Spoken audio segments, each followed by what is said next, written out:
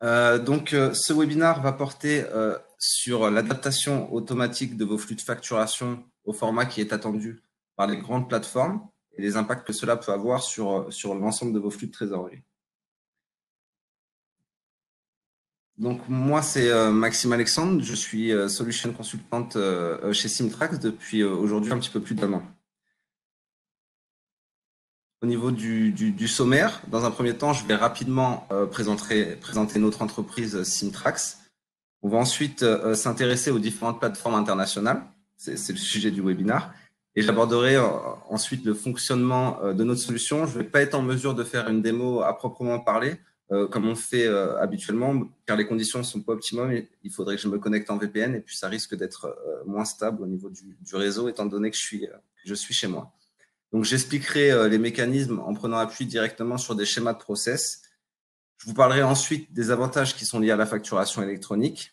Et puis, je passerai rapidement sur l'implémentation de notre solution et on finira par une série de questions-réponses. Donc, si vous avez des questions au cours du webinaire, je vous invite à les garder pour la fin et qu'on échange directement.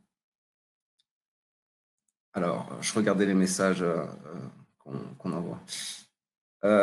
Simtrax est spécialiste de la gestion documentaire depuis désormais plus de 30 ans.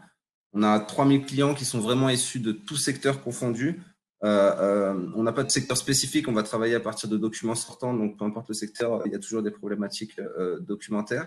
Nos clients sont vraiment répartis à l'international, donc c'est pour ça qu'on a 7 bureaux qui sont répartis pratiquement sur tous les continents. L'ensemble de nos équipes représente 70 collaborateurs. Notre siège social est à Nîmes, donc on est une petite trentaine sur Nîmes.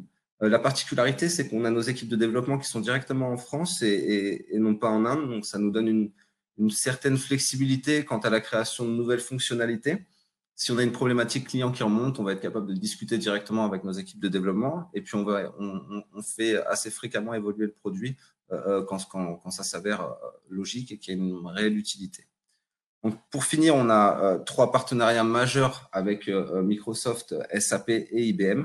Mais on travaille vraiment en sortie d'ERP à partir du document, donc on n'est pas bloqué par un ERP spécifique. Donc, on va parler maintenant des différentes plateformes internationales.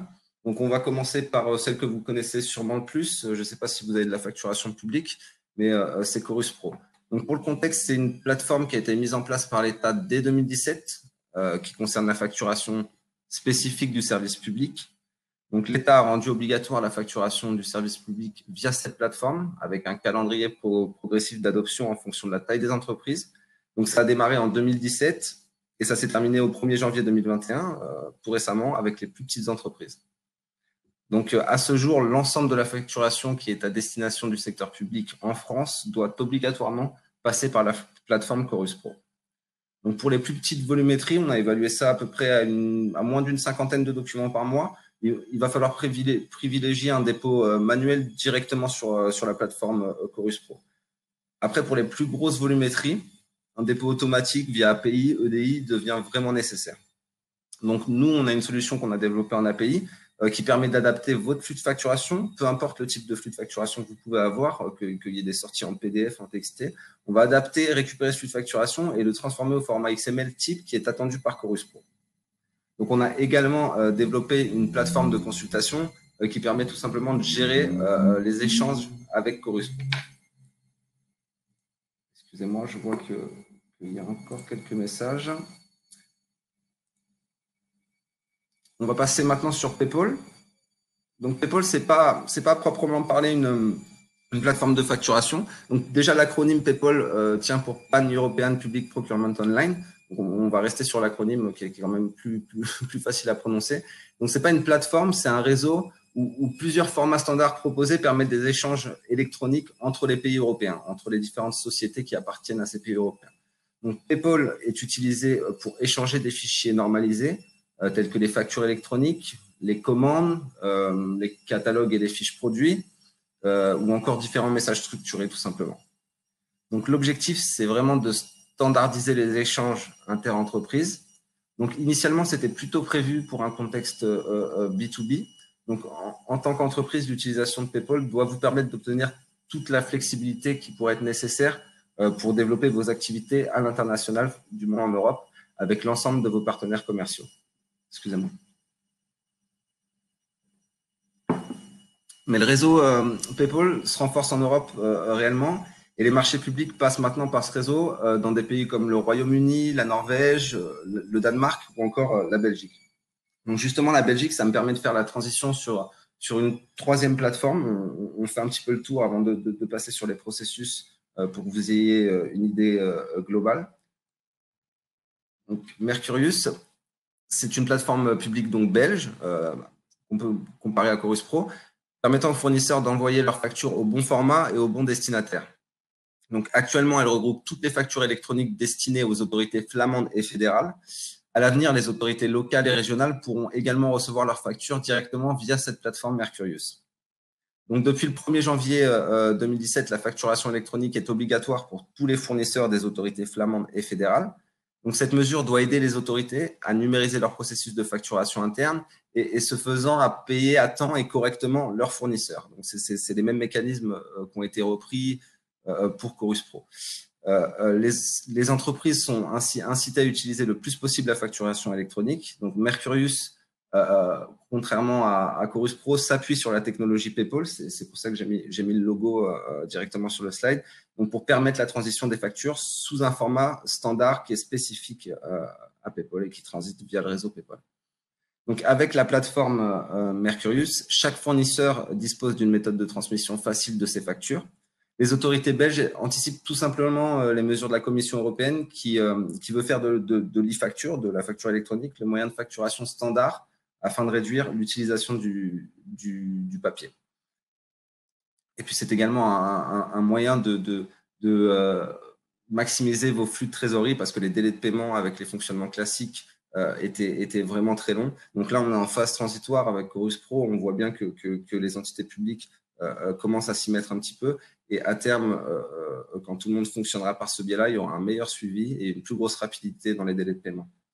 Donc, on va passer sur les autres plateformes internationales. Donc, on va survoler rapidement parce qu'il y en a pas mal et puis ça tend à se développer de plus en plus en fonction des pays. Donc là, on a vu les principales plateformes avec Chorus, PayPal, donc qui n'est pas une plateforme mais qui est un réseau d'échange qui pourrait être central justement dans la transition vers ces plateformes publiques. Et puis finalement, Mercurius, la plateforme belge. Donc, on a vu que plusieurs standards émergent. Les pays mettent en avant pour le moment la facturation publique.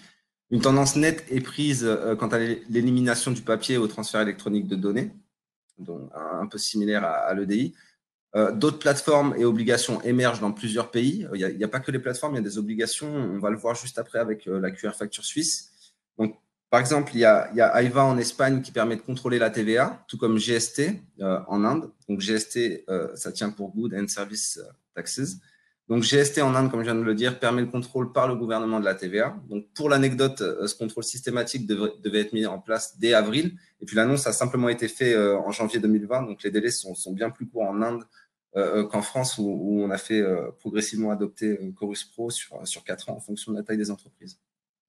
Donc, on a été capable de faire évoluer notre produit afin de fournir une solution très rapidement. Je parle pour GST. Donc, en accord avec les nouvelles normes. En quelques mois, on a permis de faire évoluer notre produit au travers des modules qu'on a de conversion et de création pour fournir une solution qui permet d'automatiser l'envoi structuré de données sur GST. Donc, au vu du contexte qui est lié au coronavirus, la mise en place de GST a été évidemment repoussée. Et comme je l'ai dit, notre solution est utilisée pour finir des fichiers structurés à ces différentes plateformes de manière automatique. Donc finalement, on va s'attarder sur FatourPA, qui est la plateforme de facturation électronique italienne. Donc elle peut être comparée à Mercurius ou à Chorus Pro. Elle a évidemment ses particularités. Donc depuis 2014, FatourPA permet de déposer la facturation à destination du secteur public. Donc, dans ce cas, notre solution est utilisée tout comme avec Chorus pour convertir votre flux de facturation au format XML qui est attendu par FatourPA. Mais depuis 2019, il y a une particularité, la plateforme elle est également utilisée pour la facturation en B2B, ce qui est plutôt particulier. Ce n'est pas le cas pour Chorus et pour Mercurius. Mais dans ce cas-là, tout comme pour Mercurius, le réseau PayPal est privilégié. Donc, on va passer, comme je vous l'ai dit, sur la QR facture suisse. Donc, j'ai effectué un webinaire qui portait exclusivement sur la QR facture en fin février dernier. Donc, il y avait beaucoup d'auditoires, donc il y a beaucoup d'entreprises françaises qui sont concernées. Elles le sont à partir du moment où elles travaillent avec la Suisse. Il ne suffit pas de travailler directement en Suisse. À partir du moment où on émet, où on reçoit des factures suisses, on doit se conformer à cette nouvelle norme.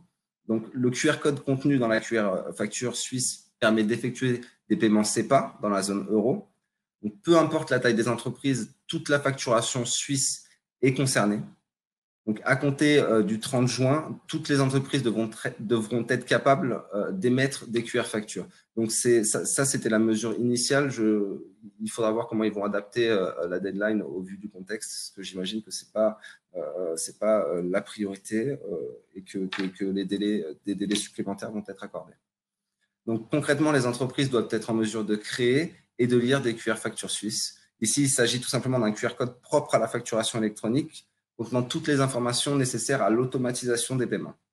Donc, en lisant électroniquement les QR codes, les entreprises pourront mettre en place des mécanismes de paiement automatiques et surtout de remontée de données dans leur logiciel comptable, donc sans qu'il y ait de double saisie manuelle humaine. Donc, notre solution permet, à partir du contenu du flux de facturation et éventuellement via un requêtage en base de données, si c'est nécessaire, de créer et également de lire ce QR code spécifique à la facture suisse.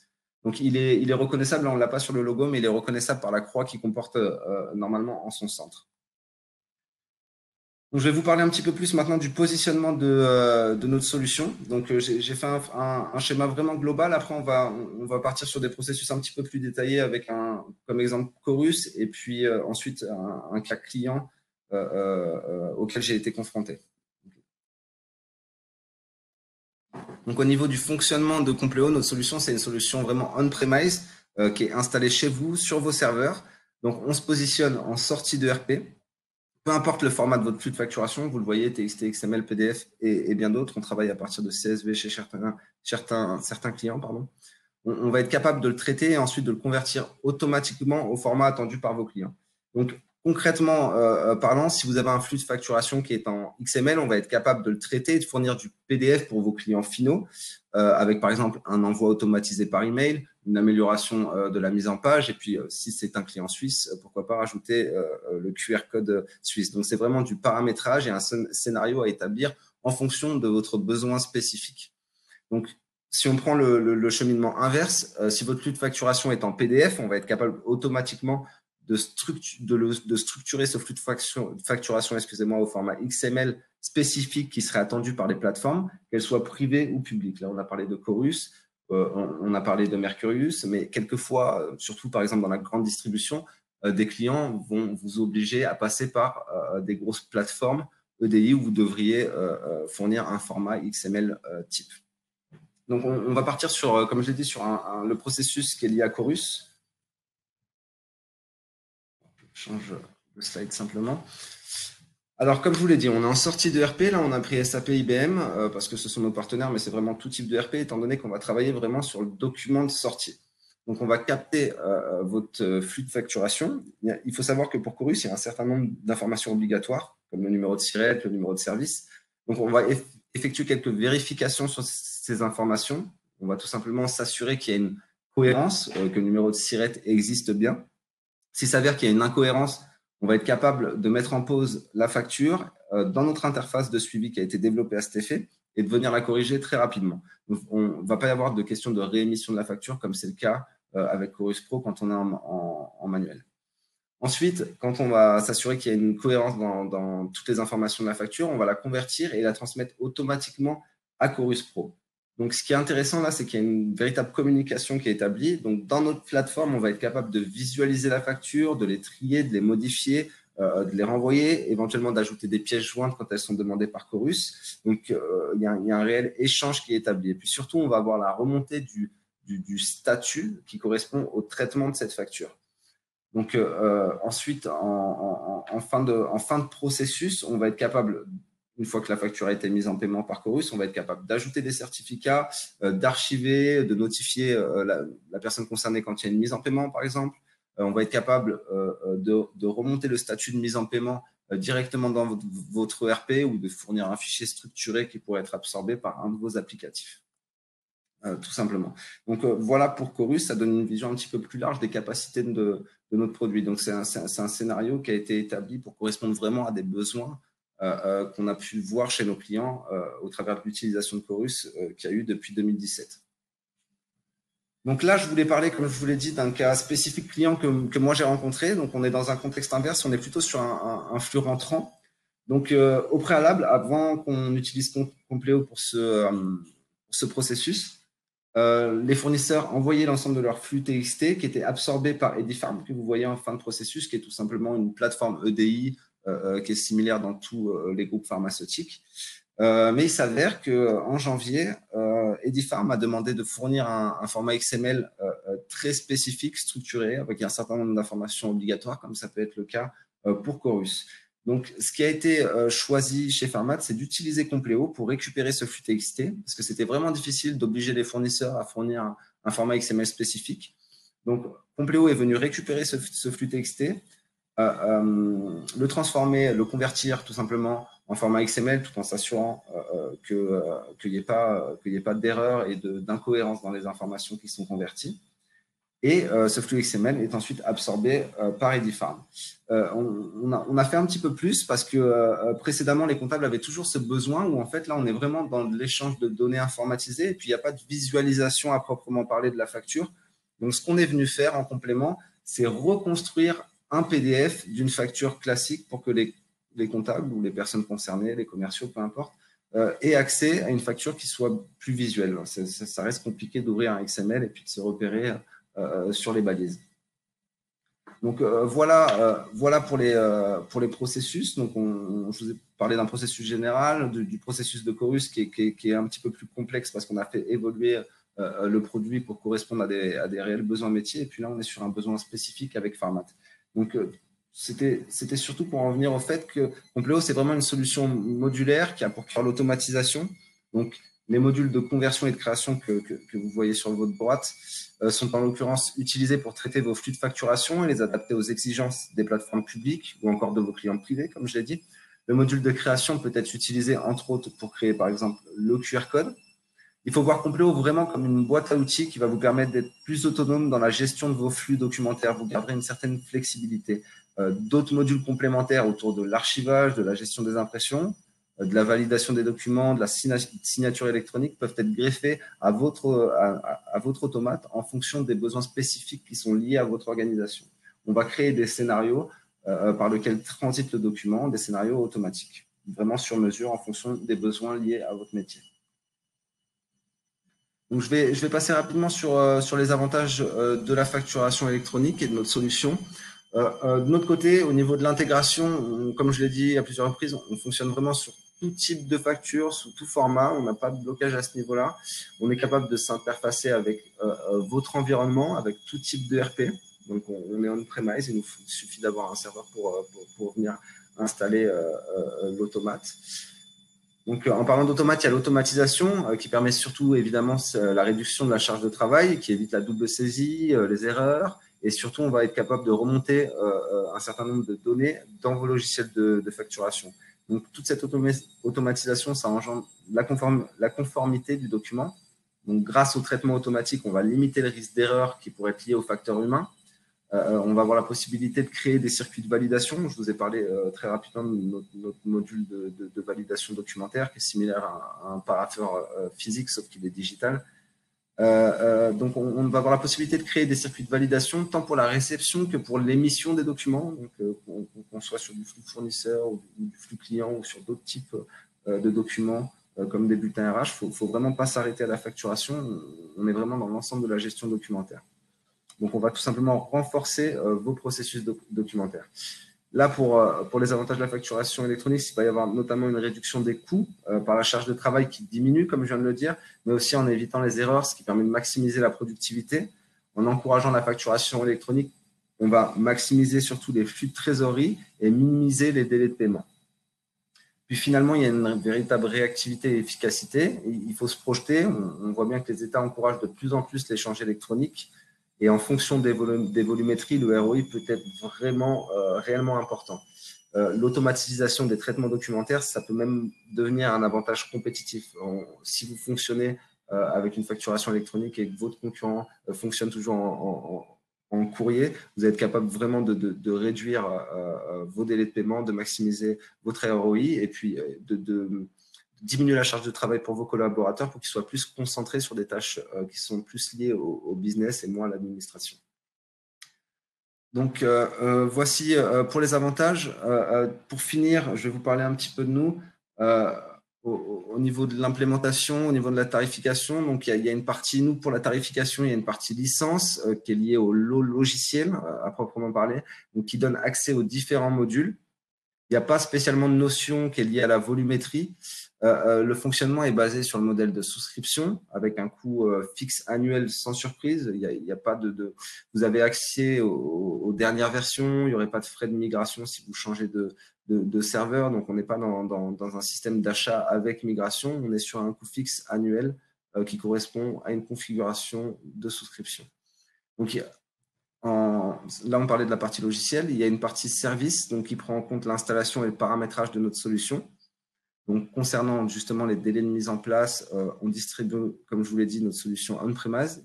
Donc, il y a donc à minima un jour d'installation. Le paramétrage, quant à lui, il est défini en fonction des besoins spécifiques liés à votre business, comme je l'ai dit. Donc, il est vraiment difficile à évaluer sans étude préalable. On doit étudier vos documents et puis étudier l'aboutissement où vous voulez en venir avec ce document. Donc, juste pour donner une rapidité, pour Chorus, on a commencé à développer une solution en comptant l'installation de paramétrage à partir de 4 jours de service. Donc, d'autre part, comme je vous l'ai dit, on a une réelle expertise et réactivité chez nos équipes de développement. J'ai pris l'exemple de l'Inde tout à l'heure. On a fait évoluer très rapidement notre produit pour qu'il soit adapté aux nouvelles normes.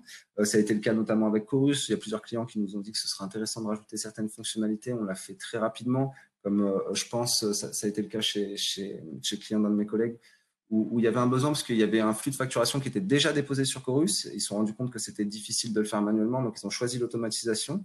Et il y avait un besoin de rapatrier l'ensemble de ces flux de facturation directement sur notre plateforme de suivi. Donc, on a développé ça pour pouvoir rapatrier le flux. Donc, on a une vraie flexibilité s'il s'avère que c'est nécessaire et qu'il y a un besoin derrière tout ça. Donc, pour finir, tout simplement, c'est une solution flexible et évolutive qui va vous permettre de vous adapter aux changements constants qui sont liés à votre environnement. Donc, que ce soit une obligation légale, comme ça peut être le cas avec Chorus, ou une adaptation Compléo pourra vous permettre de garder une certaine flexibilité dans l'ensemble de votre gestion documentaire. Donc, on va passer aux questions-réponses. Alors, je vois qu'il y a des messages de ce côté-là.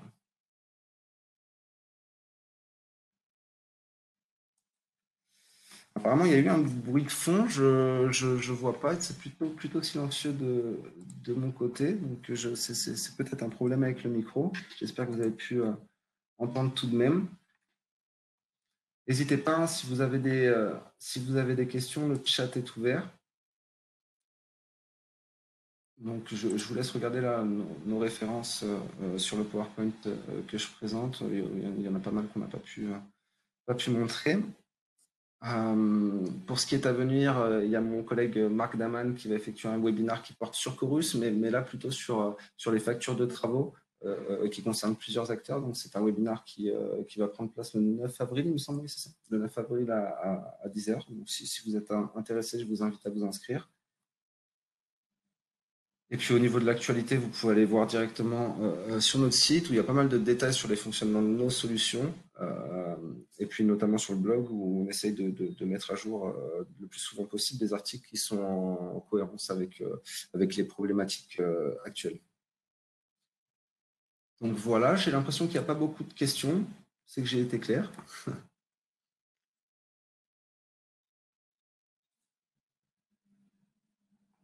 Parfait. Bon, ben on a pris un petit peu d'avance. D'habitude, on est deux pour animer le webinaire, mais aujourd'hui, j'étais tout seul, donc ça s'est réalisé un petit peu plus vite. On a fait 25 minutes au lieu de 30. S'il n'y a pas de questions, ben, je vais tout simplement clôturer le webinaire.